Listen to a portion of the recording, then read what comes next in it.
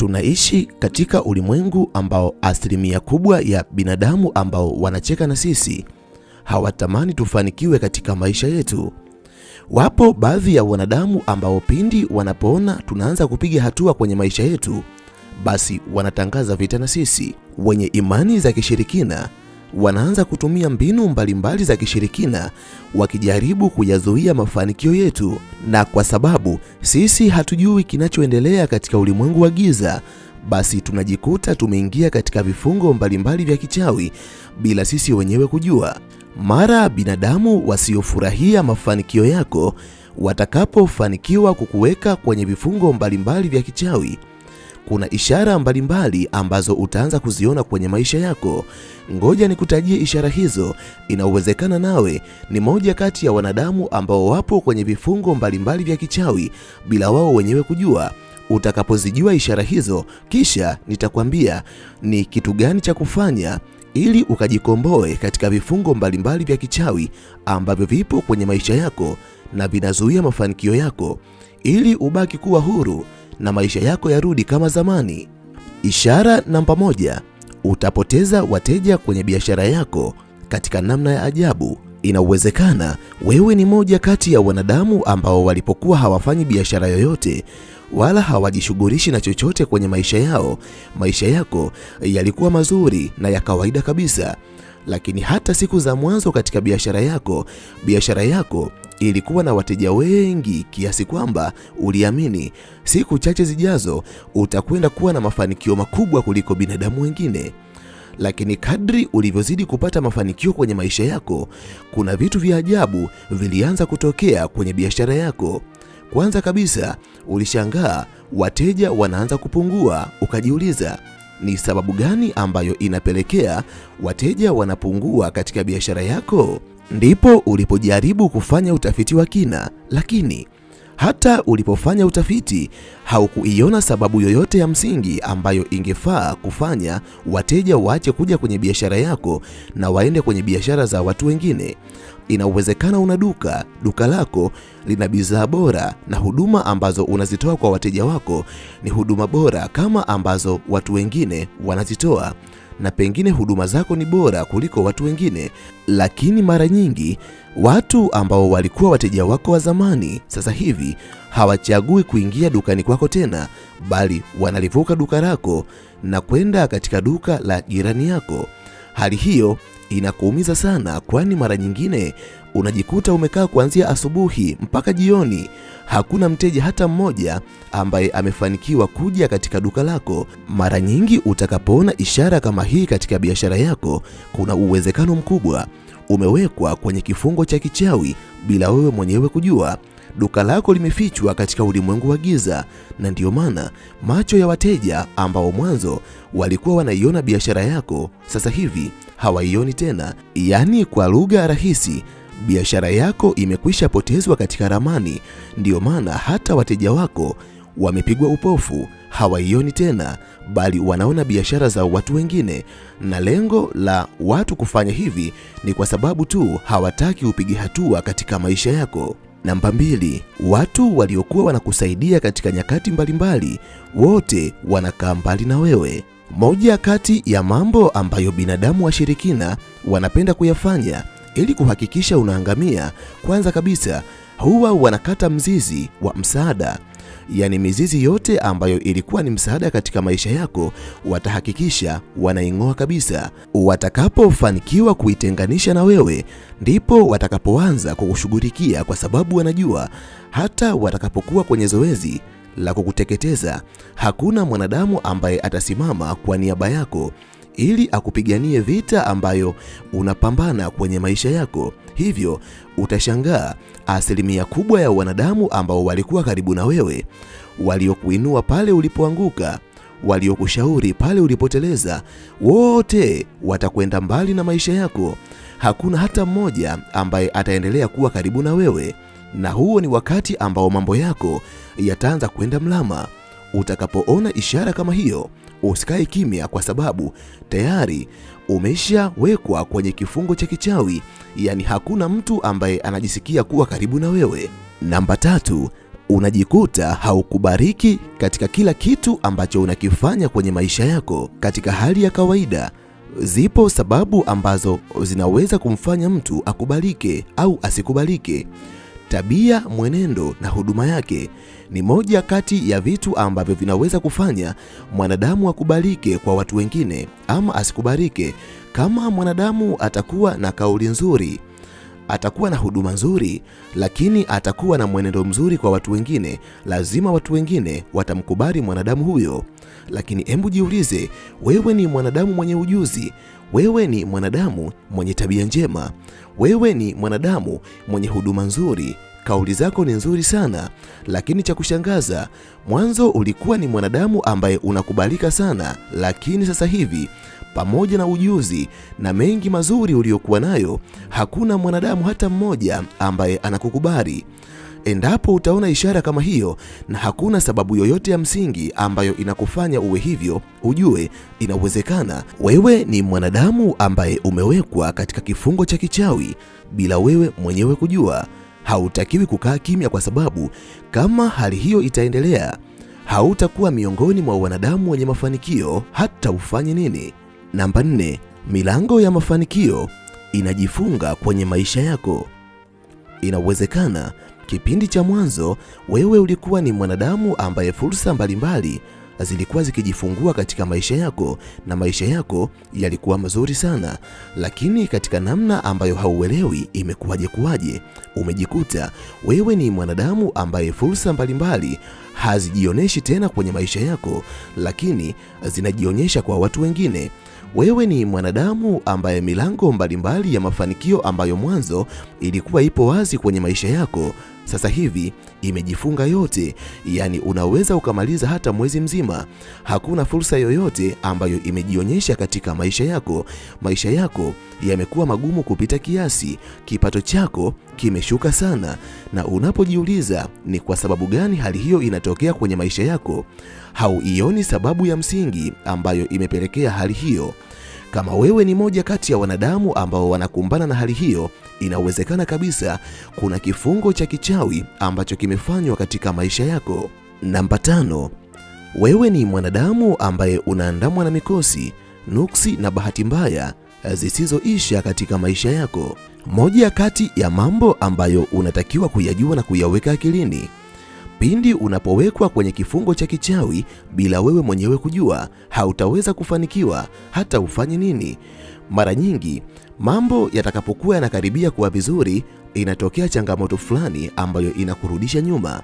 Hata ukipambana ukapata fedha, yanatokea matatizo ambayo yanaendana sawa sawa na fedha ambayo umeipata, na mwisho wa siku unajikuta umetumia fedha yote kwenye kusolve matatizo na changamoto mbalimbali ambazo zimekuja kwenye maisha yako.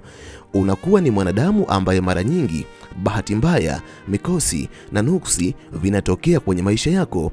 Utajikuta leo umepoteza fedha, lakini kesho utajikuta kama una usafiri wako umepata ajali, lakini utajikuta unapopata fedha unajikuta unaugua na unatumia fedha zote katika kujitibia. Lakini pindi unapokuwa hauna fedha wala kazi yoyote, mambo yanakuwa mazuri kabisa, lakini matatizo yanaanza kuja kwenye maisha yako pindi unapoanza kupata fedha. Kama wewe ni moja kati ya wanadamu ambao wanapitia changamoto hizi ambazo nimekutajia kwenye maisha yako, inawezekana kabisa wewe ni moja kati ya wanadamu ambao wamewekwa kwenye vifungo mbalimbali vya kichawi bila wao wenyewe kujua. Zipo njia mbalimbali za kujikomboa kwenye kifungo hicho cha kichawi, na njia mojawapo, unaweza kumuona kiongozi wa dini yako. Kulingana na imani yako, yeye atakuongoza katika kujitoa katika vifungo hivi ambavyo vinazuia mafanikio yako. Lakini mimi leo nitakwenda kukuelekeza kitu gani ambacho unaweza ukakifanya wewe mwenyewe ukiwa nyumbani na ukaweza kujikomboa mwenyewe kutoka katika mikono ya watu wabaya, watu ambao wanakuzuia usifanikiwe. Na utakapoweza kufanya zoezi ambalo nakwenda kukuelekeza kwa uaminifu, haijalishi binadamu wamekuweka kwenye vifungo vigumu kwa kiwango gani, utakwenda kuwa huru katika siku hiyo hiyo. Kwanza kabisa, ili uende kulifanya zoezi ambalo nakwenda kukuelekeza, unatakiwa kuandaa vifaa vifuatavyo. Andaa kalamu, andaa karatasi, andaa chombo chenye maji masafi, alafu andaa chumvi. Ni vema ukaandaa chumvi ya mawe. Baadhi ya wananzengo wanadhani kutumia chumvi ni ushirikina. Ngoja nikwambie kitu kimoja. Katika maandiko matakatifu, kwenye kitabu kitakatifu cha Biblia, hata katika imani mbalimbali ambazo ni za Mwenyezi Mungu katika ulimwengu ambao tunaishi mimi na wewe, chumvi imekuwa ikitumika kama alama ya utakaso. Unaweza kujitakasa ama kuondoa vifungo mbalimbali ambavyo vipo katika maisha yako kwa kutumia chumvi. Na ndiyo maana hata katika maandiko, kitabu kitakatifu cha Biblia, Wafalme wa Pili sura ya 2 kuanzia mstari wa 19 mpaka mstari wa 22 ni maandiko ambayo yanaelezea namna Elisha alivyoweza kutakasa maji kwa kutumia chumvi. Unajua nini? Baada ya Elisha kuwa nabii, watu wa mji wa Yeriko walimwambia kuwa mji ulikuwa mahali pazuri, lakini maji yalikuwa mabaya na nchi ilikuwa haizai. Elisha akaomba walete bakuri jipya lenye maji ya chumvi. Akaenda kwenye chemchemi ya maji, akaitia chumvi, kisha akasema kwa jina la Bwana kwamba maji hayo yameponywa na hayatakuwa tena chanzo cha kifo au kutokuzaa kwa nchi. Biblia inasema kwamba maji yakapona na yakarudi kwenye matumizi ya kawaida kama ilivyokuwa zamani. Ni kwa sababu katika chumvi ipo nguvu ya Mwenyezi Mungu. Chumvi ni utakaso, yani purification. Hivyo hata wewe pia unaweza ukatumia chumvi kama Elisha, ukaweza kufanya utakaso na kujiondoa kwenye vifungo mbalimbali vya kichawi, vya kishirikina au vya nguvu za giza, maisha yako yakarudi kama ilivyokuwa zamani. Okay, tuendelee tulipoishia. Utakapoweza kuwa na vitu hivyo, chukua chombo kisafi ambacho kina maji ambayo ndani yake umeweka chumvi. Ngoja nikwambie kitu kimoja. Unaweza ukatumia chombo ambacho kinaweza kutunza maji yenye wingi wa lita 1, alafu ukaweza kutumia kijiko kimoja tu au vijiko viwili vya chumvi ukavitia ndani ya maji ambayo wingi wake ni lita 1. Baada ya hapo, chukua karatasi, andika jina lako kwa ufasaha, yani hakikisha spelling zote zinakuwa sawasawa na spelling za jina lako, usikosee herufi hata moja. Kama hauna uhakika, nenda rejea tena katika vitambulisho vyako.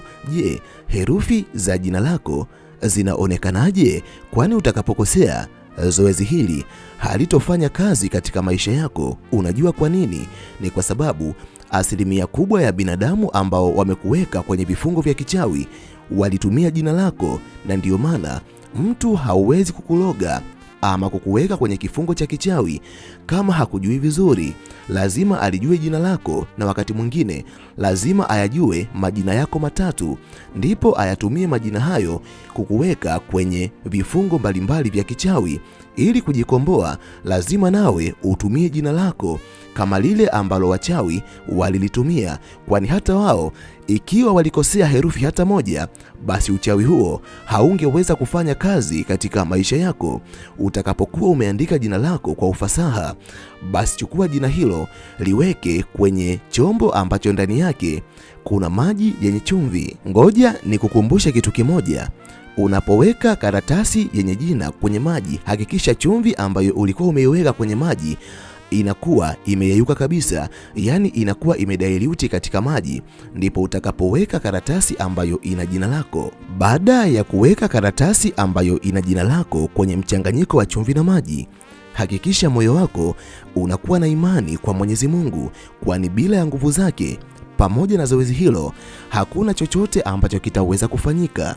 Jambo ambalo unatakiwa kulizingatia, hakikisha kila hatua ambayo unaifuata ndani yako unakuwa na imani ya kweli kwa Mwenyezi Mungu. Unapoweka karatasi yenye jina lako kwenye mchanganyiko huo, unaweza ukatamka maneno yafuatayo au maneno mengine kulingana na imani ambayo wewe unayo. Tamka maneno yafuatayo: Ewe Mwenyezi Mungu, naweka maisha yangu mikononi mwako. Niongoze, nilinde, nipe hekima ya kutumia vizuri kila fursa ambayo inakuja katika maisha yangu. Niokoe katika mikono ya watu wabaya.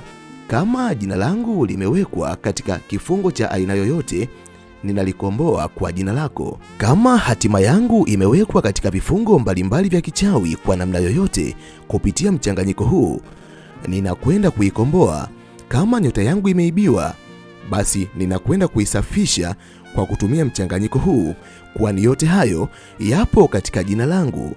Utakapoweza kufanya hivyo, basi mshukuru Mwenyezi Mungu kwa imani yako, na kumbuka, haya ni maneno ambayo mimi nimeyatamka binafsi, lakini wewe unaweza ukatengeneza maneno yako mazuri kwa imani yako, na kwa nguvu ya Mwenyezi Mungu ukaenda kuwa mtu huru, ambaye kama binadamu walikuwa wamekufanyia maagano yoyote katika jina lako, basi jina lako litakwenda kuwa huru. Kumbuka, jina lako limebeba hatima yako.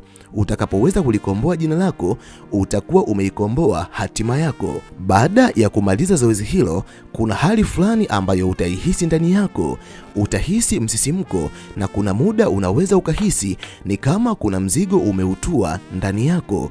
Na zoezi hili utakapoweza kulifanya kwa ufanisi ndani yako, ukiwa na imani ya kweli, basi yeyote ambaye amekuweka kwenye kifungo cha kichawi, kifungo hicho kinakwenda kufunguka, na nyota, mafanikio na nuru inakwenda kurudi katika maisha yako. Utakapofanya hivyo, basi kayamwage maji hayo, na kuanzia siku hiyo utakwenda kuwa mtu huru, na mafanikio yatarudi upya katika maisha yako. Yapo mengi ya kuzungumza, lakini kwa sababu ya usalama wa MB zako sina budi kuishia hapa. Ninahitimisha nikiamini lipo jambo kubwa ambalo umejifunza kupitia video hii. Nikutakia wakati mwema, na tukutane tena katika video ijayo. Asante, bye.